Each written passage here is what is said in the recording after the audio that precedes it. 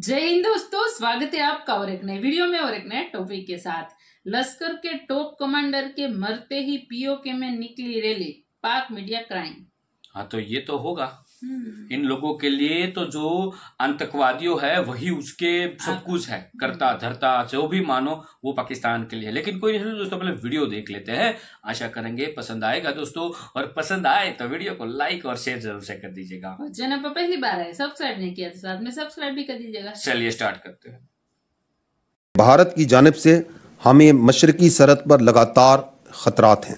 पाकिस्तानी सेना और आईएसआई ने अब जिहादी गैंगों को एक्टिव कर दिया है और ये रैली उसी की तस्दीक है। पाकिस्तानी आर्मी और आईएसआई की सरपरस्ती में पीओके में आतंकियों की रैली हो रही है। अनफॉर्चुनेटली हम बिल्कुल एक बेबस और लाचार इतने हो गए हैं कि हिंदुस्तान का वज़ीर दफा कह रहा है हमने 20 बंदे अंदर आके मार दिए। इलेक्शन के दौरान आईएसआई कश्मीर में बड़ा आतंकी हमला करवाने की फिराक में है।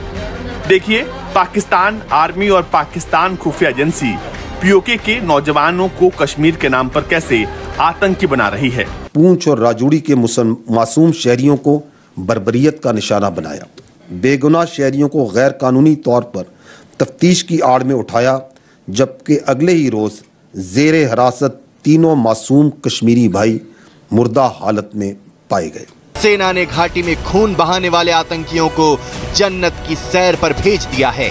मुठभेड़ में मारा गया एक आतंकी 62 डार ए श्रेणी का आतंकवादी था और 2021 से एक्टिव था।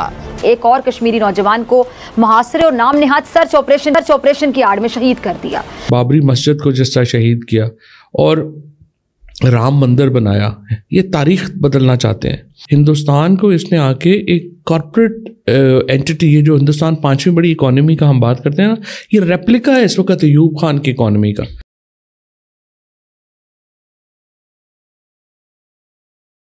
नमस्कार दोस्तों, आतंकवादियों द्वारा हमारे इंडियन एयरफोर्स के जवानों पर अटैक करके पाकिस्तान ने एक बहुत बड़ी गलती कर दी है।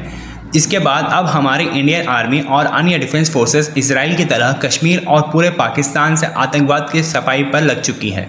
इसके बाद अब इंडियन आर्मी ने आतंकवादियों को मार गिराया है। इसके बाद अब हमारी इंडियन आर्मी और अन्य डिफेंस फोर्सेस इजराइल की तरह कश्मीर और पूरे पाकिस्तान से आतंकवाद की सफाई पर लग चुकी है।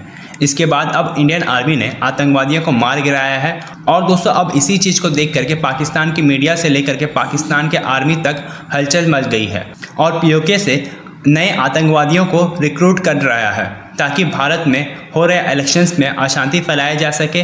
खास करके कश्मीर में होने वाले इलेक्शंस पर पाकिस्तानी आर्मी की गहरी नज़र है, जिसमें पाकिस्तान चाहेगा कि कुछ ना कुछ हर्डल क्रिएट किया जाए कश्मीर इलेक्शंस में।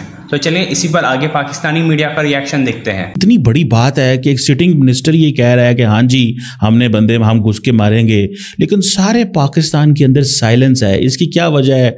लीडरशिप की कमी है, जानबूझ के इग्नोर किया जा रहा है। आप इसे कैसे देखते हैं? मैं तो जेल में था जी, और वहीं पे मैंने ये पढ़ा और अभी भी मैं बाहर आके मैं हैरान हूँ। इसके बाद पाकिस्तान में तो क़यामत आ जानी चाहिए थी। यानी हिंदुस्तान का वज़ीर दफ़ा ये कह रहा है कि हमने 20 पाकिस्तानियों को पाकिस्तान के अंदर आके जो है वो मार दिया।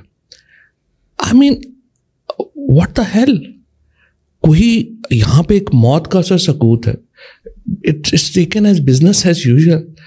आपकी रियासत ख़त्म हो गई है। इसके बाद अगर रियासत का क्या मतलब है कि एक बाउंड्रीज़ हैं, उसके अंदर हमारी हाकमियत है। अगर हिंदुस्तान का वज़ीर दफ़ा इतना कैजुअली ये कह रहा है कि हमने आपके अंदर घुस के आपके 20 बंदे मार दिए हैं और यहाँ बिजनेस एज यूजुअल चल रहा है, परवाही नहीं किसी को कोई हो। असल में हमारी हुकूमत में तो खैर क्या वो बंदा बात करे, चूँकि हमारे अपने शहरियों की ही कोई इज़्ज़त नहीं है हमारी रियासत के नज़दीक। हमारे शहरी जिस तरह भी आपने देखा, जिस तरह उठा के ले गए, फेंका, मारा, चूँकि अपनी शहरियों की कोई इज़्ज़त नहीं है तो वो समझते हैं बाहर के आके भी मार जाएं तो क्या होगा, क्योंकि रिप्रेजेंटेटिव गवर्नमेंट नहीं है। रिप्रेजेंटेटिव गवर्नमेंट होती है तो वो सेंसिटिव होती है अपने शहरियों के लिए। और अगर आपने इतना कैजुअली लेना है तो फिर तो रियासत के मानी ख़त्म हो गए, फिर तो मुल्क की कोई रह ही नहीं गई, हैसियत और अहमियत ही ख़त्म हो गई ना। अगर इस तरह से, मेरे ख्याल में बहुत वीक रिस्पॉन्स था। बहुत हर पाकिस्तानी को इस पे बहुत दुखी होना चाहिए कि अनफॉर्चुनेटली हम बिल्कुल एक बेबस और लाचार इतने हो गए हैं कि हिंदुस्तान का वज़ीर दफ़ा कह रहा है हमने 20 बंदे अंदर आके मार दिए। तो चौर साहब, ये अभी जो हम देख रहे हैं कि इंडिया के अंदर राइज है, मेजॉरिटेरियनिज्म है, इंटरनेशनल कम्युनिटी क्यों साइलेंट है?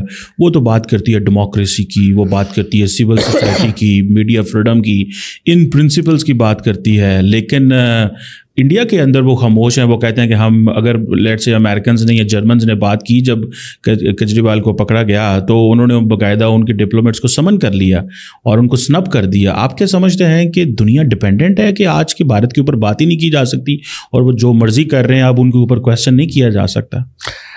मेरा ख्याल है नहीं। अभी जो रिसेंट किया हुआ है मामला, ये जो इन्होंने कनाडा में और अमेरिका में लोग जो है जाके मारे हैं, अनलाइक पाकिस्तान जहाँ पे प्रॉब्लम ही नहीं हुई, हुकूमत खामोश बैठी रही और अभी भी बैठी हुई है, वहाँ पे एक्चुअली मस से कैनेडियन गवर्नमेंट ने बड़ा स्ट्रॉन्ग स्टांस लिया है, अमेरिकन ने बड़ा स्ट्रॉन्ग स्टांस लिया है, क्योंकि वहाँ पे ऐसे नहीं चल सकता। यूके ने बड़ा स्ट्रॉन्ग स्टांस लिया। ये बड़ी गलती की है नरेंद्र मोदी ने ये करके। और अभी तो मैं सुन रहा हूँ, बड़ी अच्छी खबर आ रही थी कि अजीत डोवल को पर्सोना नॉन ग्राटा डिक्लेयर किया जा रहा है इन मुल्कों में, जो कि एक बहुत बड़ा स्टेप होगा, मैं ये समझता हूँ।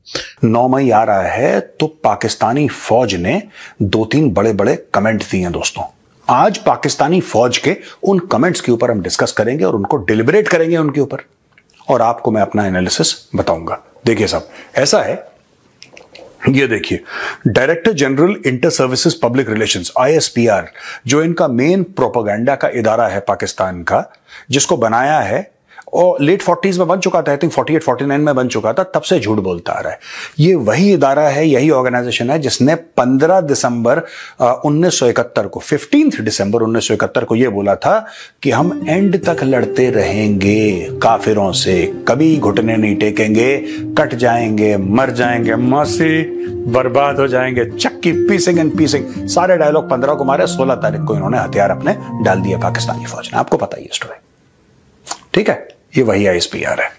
तो ISPR फिर दंदन आया और मेजर जनरल अहमद शरीफ चौधरी, ये DG ISPR हैं। तो DG ISPR major general Ahmed Sharif Chaudhry sahab ने emphasize करा need to punish the perpetrators and the facilitators of the May 9 riots in accordance with the constitution and law to preserve the credibility of the country's justice system। ठीक है जी। और उन्होंने ये बोला कि भाई, एक तो ये बोला कि पाकिस्तान के कानून के तहत उनको सजा मिलनी चाहिए, राइट? उन्होंने बोला बहुत बड़ा यह हादसा हो गया पाकिस्तान के साथ, और फिर उन्होंने बोला कि यह मैटर सिर्फ पाकिस्तानी फौज का नहीं है, पूरे पाकिस्तान का है। अब 1 साल होने वाला है यार। मुझे एक बात अभी तक यह समझ में नहीं आई कि 1 साल होने वाला है और भाइयों ने आज तक उनको पनिश क्यों नहीं करा। कुछ गरीबों को इन्होंने जेल में डाल दिया। मैं आपको बताता हूं दोस्तों, पाकिस्तान ने करा क्या। बड़ा स्मार्ट गेम खेला। ये कभी सारे दरवाजे बंद नहीं करते पाकिस्तानी। आप पाकिस्तानी के मुंह पे 4 थप्पड़ मार दो, ठीक है?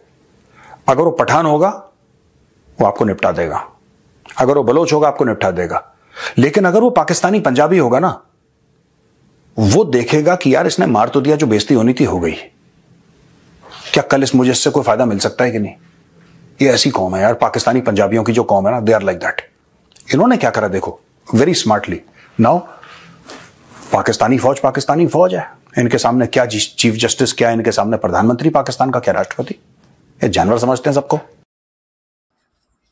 थैंक यू दोस्तों, वीडियो को यहां तक देखने के लिए। जब पाकिस्तान में करीबन 6 महीना या 1 साल ऐसा कुछ था जहां पे केयर टेकर सरकार उस समय थी, उसमें मैंने बोला था कि अब जब तक केयर टेकर सरकार है तब तक तो हमारे देश में शांति रहेगी, क्योंकि केयर टेकर सरकार को तो कोई भीख दे नहीं सकता।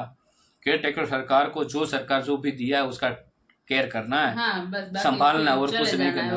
बिल्कुल। तो उस समय मैंने बोला था कि अब कुछ समय तक, जब तक वहां पे कोई नए वजीर आजम नहीं आ जाते, तब तक इंडिया में शांति रहेगी। जैसे कोई वजीर आजम आएंगे, भीख का कटोरा लेके जाएंगे, जैसे भीख आएंगी ये लोग स्टार्ट कर देंगे। यही करते हैं ये लोग, भीख मांग मांग के। ये अभी ज्यादा टाइम नहीं हुआ, 1 महीना भी कंप्लीट नहीं होने आया है, जब अभी IMF की ओर से उसको एक जो खेप है फंड की भीख की वो मिलने वाली है। आई थिंक मिल भी गई होगी, वो भी नहीं मेरे को एग्जैक्टली पता, लेकिन मिल गई होगी।